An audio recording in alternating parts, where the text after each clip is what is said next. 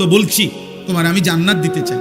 আমি তো বলছি তোমার আমি জাহান্নাম থেকে বাঁচাইতে চাই, আমি তোমারে মাফ করতে চাই। তো ঠিক আছে যাও, 11 মাস বাদ দাও, সব বাদ দাও। আমি আল্লাহ গুনে গুনে আইয়ামাম মাদুদাত, গুনে গুনে 30টা দিন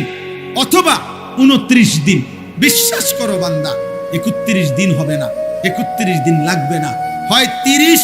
নয় 29 দিন। যাও, সব বাদ দিলাম, 11 মাসের সব বাদ, এই মাত্র 30টা দিন গুণনা অথবা 29টা দিন গুনে তুমি এই একটা মাস আমি আল্লাহর গুনাহ, নাফরমানি, নিষিদ্ধতা ছেড়ে দিয়ে আমার রোজা পালন করে আমি আল্লাহর একটা একটা হুকুম পালন করো। একটা মাস 30টা দিন আমি আল্লাহ ওয়াদা দিলাম লাআল্লাকুম তাত্তাকুন, 30 দিনের মাথাতেই ঈদের চাঁদ উঠাইয়া তোমারে মুত্তাকি বানাইয়া জান্নাতের ফ্লাইটে উঠাইয়া যাও বান্দা, তবুও জান্নাতে যাও বান্দা, নেও। আমি আর কি করব বান্দা, নেও। নাফরমান বলে আল্লাহ না, আপনি আমারে যত কিছুই দেন আমি আপনার লোকে নেই, আমি সেজদা দেব না, আমি হারাম ছাড়ব, আমার মজা সুদের মধ্যে, আমার মজা কিস্তির মধ্যে, আমার মজা বিড়ির মধ্যে, আমার মজা সিগারেটের মধ্যে, আমার মজা গালির মধ্যে,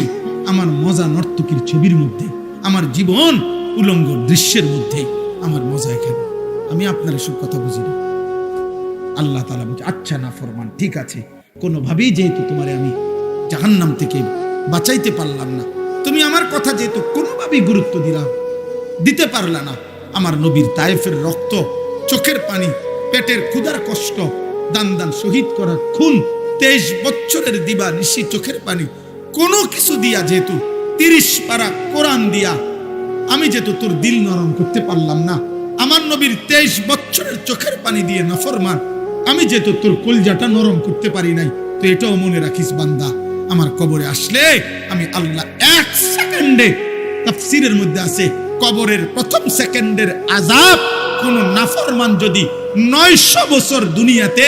আরামে আর আনন্দে উল্লাসে কাটায়,